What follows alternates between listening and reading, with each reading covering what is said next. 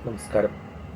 ശ്രീവിദ്യ ശാക്തോപാസനയുടെ ഏറ്റവും ഗൗരവമുള്ള ആശയങ്ങളിലൊന്നാണ് ലളിതാ സഹസ്രനാമത്തിലെ ആദ്യ നാമങ്ങൾക്കും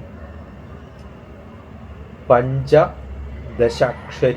മന്ത്രങ്ങൾക്കും ഉള്ള ബന്ധം.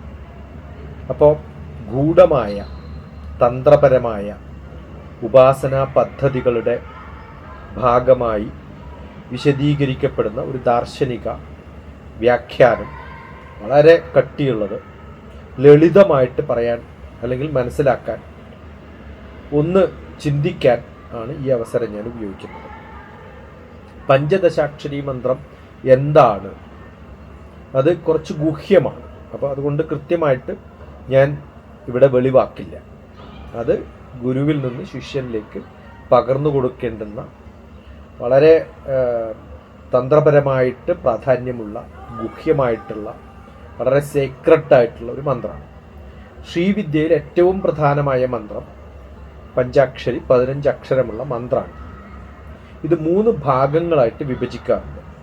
3 കൂടങ്ങളാണ്: വാഗ്ഭവകൂട, കാമരാജകൂട, ശക്തികൂട. ഈ 3 ഭാവങ്ങളും ദേവിയുടെ 3 തലങ്ങളാണ് സൂചിപ്പിക്കുന്നത്. ഇതിൽ ഇങ്ങനെ പറഞ്ഞു പോകുമ്പോൾ ശ്രീവിദ്യാ ഉപാസനയിൽ ഗുഹ്യമായ മന്ത്രമായതുകൊണ്ട് ലളിതാ ത്രിപുരസുന്ദരിയുടെ പ്രധാന മന്ത്രമായി കണക്കാക്കുന്ന പഞ്ചാക്ഷരി മന്ത്രം 15 അക്ഷരം ഉള്ളതാണെന്ന് മനസ്സിലാക്കാം. ഇതിൽ വളരെ ഗുഹ്യമായിട്ടുള്ള വാഗ്ഭവ കൂടം എന്ന് പറയുന്നത് കാ മുതൽ ഹ്രീം വരെയുള്ള, കാമരാജകൂടം എന്ന് പറയുന്നത് ഹാ മുതൽ ഹ്രീം വരെയുള്ളതും, ശക്തികൂടം എന്ന് പറയുന്നത് സാ മുതൽ ഹ്രീം വരെയുള്ളതാണ്. ഒന്ന് കാ മുതൽ ഹ്രീം വരെ, മറ്റേത് ഹ മുതൽ ഹ്രീം വരെ, സാ മുതൽ ഹ്രീം വരെ. 5, 6, 4 എല്ലാം കൂടി 15. ഇതാണ് പൂർണ്ണ പഞ്ചാക്ഷരി മന്ത്രം. ഈ മന്ത്രം നമ്മൾ ദാർശനികമായ അർത്ഥത്തിൽ ഒരു മന്ത്രസൃഷ്ടിയുടെ സൃഷ്ടി സ്ഥിതി സംഹാരം എന്ന ബ്രഹ്മാണ്ഡ ശക്തിയുടെ പ്രതീകമായിട്ട് വാഗ്ഭടകൂടം ജ്ഞാനശക്തിയും, കാമരാജകുടം ഇച്ഛാശക്തിയും, കാമമാണ്, വാക്ക് എന്ന് പറയുന്നത് ജ്ഞാനാണ്, വാഗ്ഭവം എന്ന് പറയുന്നത് ജ്ഞാനശക്തി, കാമരാജം എന്ന് പറയുന്നത് ഇച്ഛാശക്തി, ശക്തി എന്ന് പറയുന്നത് ക്രിയാശക്തിയാണ്. ഒന്ന് നോളജ്, ജ്ഞാനശക്തി സരസ്വതിയുടെ, ഇച്ഛാശക്തി ലക്ഷ്മിയുടെ, കാശുണ്ടായാലും സംഭവം നടക്കുന്നു. ക്രിയാശക്തി എന്ന് പറയുന്നത് കാളിയുടെ തത്വമായിട്ടുള്ള ആക്ടിവിറ്റി ബേസ്ഡ് ആയിട്ടുള്ളതാണ്. ഇതിൽ ഹ്രീം എന്ന ബീജാക്ഷരം ദേവിയുടെ, മഹാമായയുടെ ശക്തിയുടെ ഒരു സ്വരൂപമായി സൂചിപ്പിക്കുകയാണ്. ആത്മീയമായ അർത്ഥം നമ്മൾ പറയുമ്പോൾ ശ്രീവിദ്യയിൽ ശരീരം, മനസ്സ്, ചൈതന്യം, ബോഡി, മൈൻഡ്, കോൺഷ്യസ്നസ്, വളരെ ദൈവികമായിട്ടുള്ള ദേവിയുടെ ഏകീകരിക്കപ്പെടുന്ന ഒരു സ്വരൂപത്തിൻ്റെ മന്ത്രമായിട്ട് നമുക്കിതിനെ കാണാൻ പറ്റും. ഇത് ശ്രീവിദ്യാ പരമ്പരയിൽ വളരെ സാധാരണമായിട്ട് ഉപയോഗിക്കുന്നതാണ്. ഗുരുവിൽ നിന്ന് ദീക്ഷയായിട്ട് ശിഷ്യന്മാർക്ക് കിട്ടാവുന്നതാണ്. ഗുഹ്യമായതുകൊണ്ട് ഞാനിവിടെ പറഞ്ഞു പോകുന്നില്ല എന്ന് മാത്രം. ജ്ഞാനം, വാക്ക്, ബോധം, ഇതിൻ്റെ ഉദയം ഉണ്ടാവുന്നത് ആണ് ശരിക്കും പറഞ്ഞാൽ വാക്കുകൾ എന്ന് പറയുന്നത്, ബോധം എന്ന് പറയുന്നത്, ജ്ഞാനം എന്ന് പറയുന്നത് വാഗ്ഭവകൂടത്തിൻ്റെ ഭാഗമാണ്. അത് സരസ്വതിയുടെ തത്വമാണ്. ഈ കാമരാജകൂട എന്ന് പറയുന്നത് ആഗ്രഹങ്ങളുടെ, കാമം, സൃഷ്ടിയുടെ, ഇന്നവേഷൻ, പ്രപഞ്ചത്തിൻ്റെ ചലനം, ഒരു ക്യൂരിയോസിറ്റി, ഡിസ്കവറി, ഒക്കെ ലക്ഷ്മിയുടെ തത്വങ്ങളാണ്. ശക്തികൂടം എന്ന് പറയുന്നത് പരമശക്തിയാണ്, പരമാനന്ദമാണ്, മോക്ഷമാണ്, ബ്ലിസ്ഫുൾനെസ് എന്നൊക്കെ പറയുന്ന അവസ്ഥയാണ്. അത് കാളിയുടെയും പരാശക്തിയുടെയും തത്വമായിട്ട് കാണാൻ പറ്റും. ലളിതാ സഹസ്രനാമത്തിൻ്റെ തുടക്കം എന്താ പറയുന്നത്? ലളിതാ സഹസ്രനാമം തുടങ്ങുന്നത് തന്നെ ശ്രീമാതാ, ശ്രീ മഹാരത്നി, ശ്രീമത് സിംഹാസനേശ്വരി, ചിദഗ്നികുണ്ഡ സംഭൂത, ദേവകാര്യ സമുദ്യത എന്നാണ്. ഈ ആദ്യ നാമത്തിൽ ശ്രീവിദ്യ തന്ത്രത്തിൻ്റെ സാരാംശം പറയുന്നു എന്നുള്ളത് വളരെ കൃത്യമായിട്ട് നമുക്ക് മനസ്സിലാക്കാൻ പറ്റും. ശ്രീവിദ്യയാണ് പറഞ്ഞു കൊടുക്കുന്നത്, തന്ത്രത്തിൻ്റെ വിദ്യയാണ്.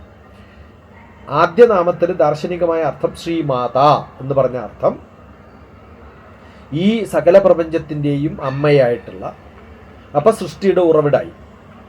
ശ്രീ മഹാരാജ്ഞി, അത് പ്രപഞ്ചത്തിൻ്റെ മഹാറാണിയായിട്ടുള്ള പ്രകൃതിയെ നിയന്ത്രിക്കുന്ന ശക്തിയായിട്ട് നമ്മൾ കാണുന്നു.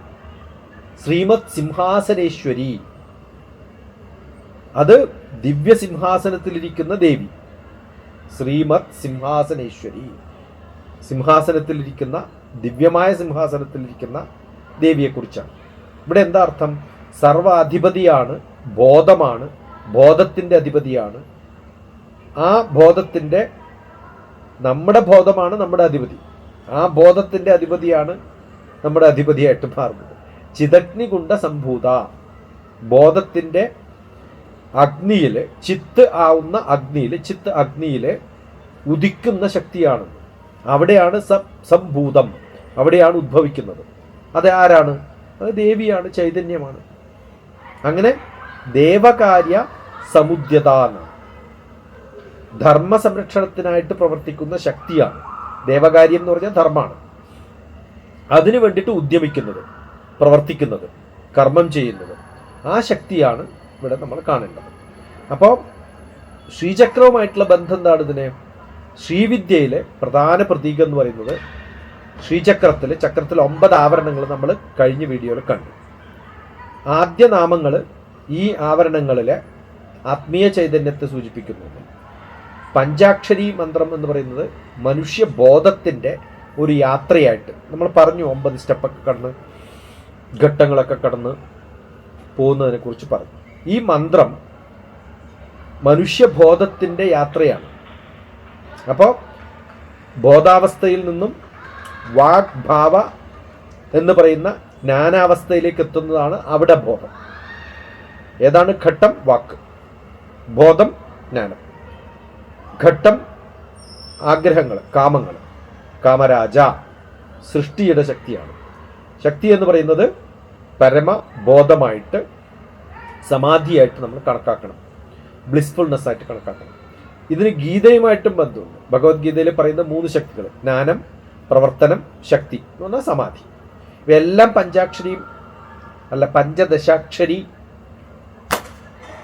പഞ്ചദശാക്ഷരി മന്ത്രങ്ങളിൽ അടങ്ങിയിരിക്കുന്നുണ്ട് നമുക്ക് കാണാൻ പറ്റും. ലളിതാ സഹസ്രനാമത്തിൻ്റെ അന്തിമമായ സന്ദേശം എന്താണ്? ഈ സ്തോത്രം പറയുന്നത് ദേവി പുറത്തുള്ളൊരു ദേവിയല്ല, ദൈവമല്ല, അവൾ പ്രകൃതിയാണ്, ശക്തിയാണ്, നമ്മുടെ ഉള്ളിലുള്ള ബോധമാണ് എന്നാണ്. അപ്പം എല്ലാം ഒന്നാണ് എന്നുള്ള അർത്ഥം മനസ്സിലാക്കണം. ആത്മീയമായി ഇതിൻ്റെ അർത്ഥം എന്താണ് പറയുക?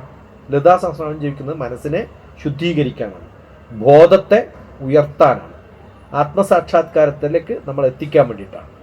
അപ്പോൾ ദേവി എന്ന് പറയുന്ന ചൈതന്യം, മനുഷ്യൻ്റെ ഈ ബോധം, ഉള്ളിലുള്ള ദൈവമായി മാറുന്ന നമ്മുടെ ബോധം, ദൈവം എന്ന സ്വരൂപത്തെ അറിയുന്ന ബോധം, അത് തിരിച്ചറിയുമ്പോൾ നമുക്ക് കിട്ടുന്ന ബ്ലിസ്ഫുൾനെസ്, അതാണ് സമാധി, അതാണ് യോഗം. യമ, നിയമ, ആസന, പ്രാണായാമ, പ്രത്യാഹാര, ധാരണ, ധ്യാന, സമാധി. സമാധിയിലെത്തുമ്പോൾ ഭഗവാനുമായിട്ട് ലയം പ്രാപിക്കും. ഇതൊക്കെ പറയുന്നത് തത്വമെന്നാണ്.